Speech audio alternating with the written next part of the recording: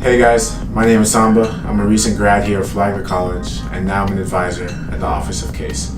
Today I'm going to be talking to you guys about the Hammock, which is a great one-stop shop tool for campus events and co-curriculars on campus. To access the Hammock, go to www.flagler.edu/thehammock. The first time you visit the site, it will ask you to select your school. Once you reach the login page, use your Flagler username and password.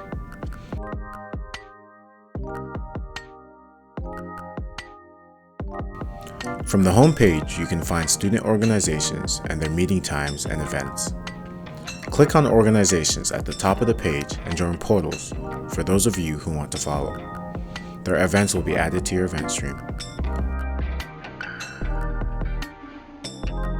To find events, click on events from the home page and view upcoming activities on the monthly calendar, or click list to see each event.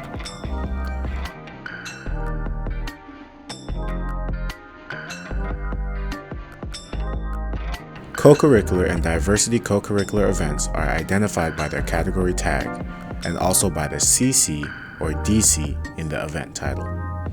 When you attend a co-curricular event, be sure to sign in so you can be credited. To track your involvement, click on your name in the top right corner and scroll down to select Involvement.